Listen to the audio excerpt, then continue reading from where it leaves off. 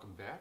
Still talking post-bop. You may have noticed between the two lectures there's some painting going on in the Newman household here. We're trying some new colors. Say my wife is trying some new colors.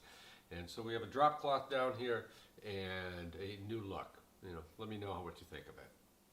So, the pentatonic scale, 5-note scale, corresponds to the black notes of the piano.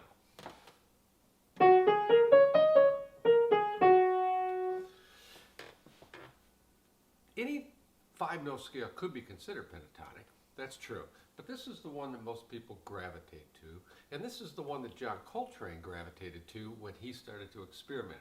A lot of stories about how he got these ideas, studying different music from different cultures, but he was trying to come up with a different way of playing melodies, a new sound, simple as that, and this is what he settled on. Now, those 5 notes are part of most regular scales, so they're going to work. But it does give a different sound.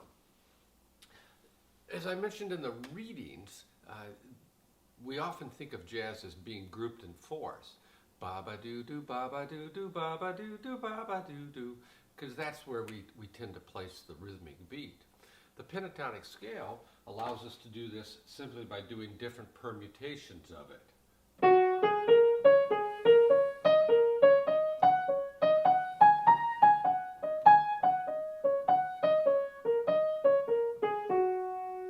5-note scale played 4 notes at a time, all right? And I can take those same ideas and I can come up with different patterns.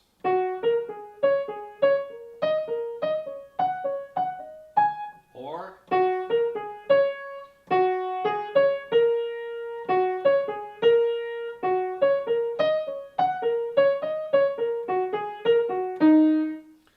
now I'm playing these all on the black notes, but you may or may not know this, but all the notes on the piano are the same distance apart. They're separated into black and white notes, but they're the same distance apart. So I can take that same pattern and play it anywhere else I want to.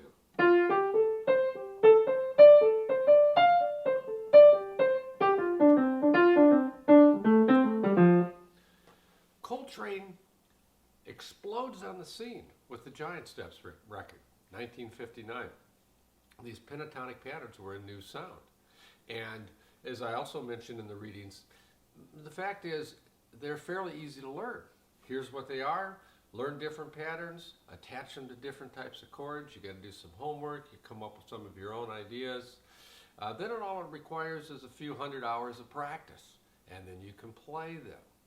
Over the period from about 1960 into certainly 1975, I would say, a great deal of experimentation was done using these, and different people came up with different ways of doing it.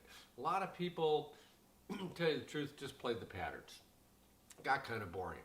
But other people would come along. Very early on, Herbie Hancock and Freddie Hubbard, 2 people covered diligently, or diligently is maybe the wrong word, but covered in the book, were strong proponents of this and did great stuff with it. Wayne Shorter, all right? We mentioned Chick Corea. One of my favorites is the trumpet player Woody Shaw. We don't cover him too much, but he just had this wonderful melodic sense and came up with new ways of using the pentatonic scale. And so this becomes this very, very important part of the post-bop period. Now we've got a new scale. It gives us a new sound, all right? The old chord voicings didn't work that well. It was kind of a mix that didn't quite work. So McCoy Tyner, who was playing piano for John Coltrane at that time, started to mess around with how he could voice chords to better match what he was hearing melodically that was going on with John Coltrane. What was the old sound?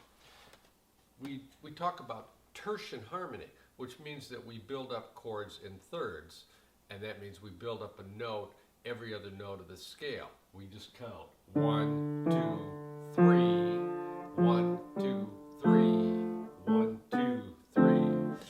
It's building up chords in thirds. And by the way, they started doing this very early on in music, approximately 1400. All right, we'll put that in July, somewhere July of 1400.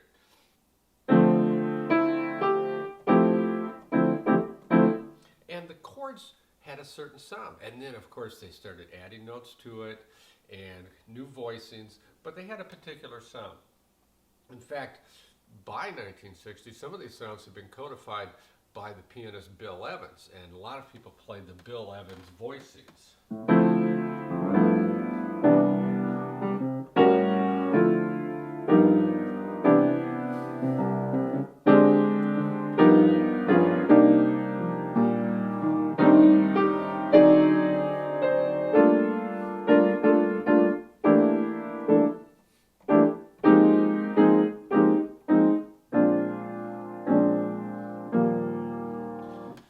You know, regardless of what you know about music theory, that's generally the sound of chords.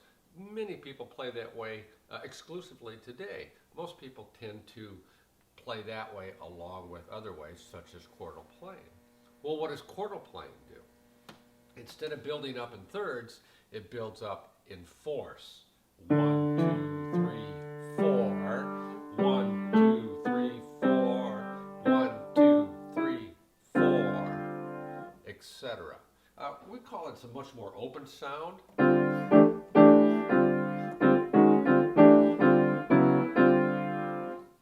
And it was new. You may be able to hear that, maybe not. But for a musician, it was new.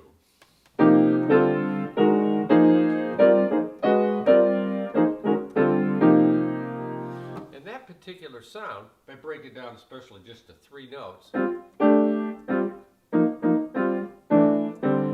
gave a great deal of freedom to the musicians to play over those notes and use a lot of variations on the pentatonic scale.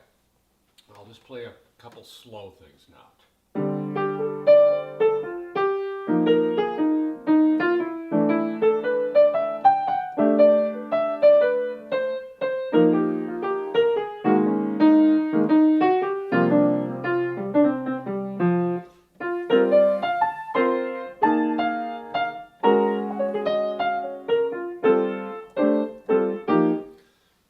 Very chicory sounding.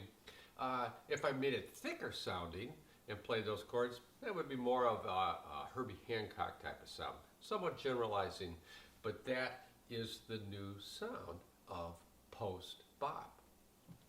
Interesting thing creatively. Let's think about this. We often think of being creative by adding something. We're going to add this. We're going to change this and add this. Coltrane created something new by subtracting. He took the common 7-note scale and he subtracted 2 of those notes. And what did he wind up with? A brand new sound. You don't always create through addition. You sometimes create by working with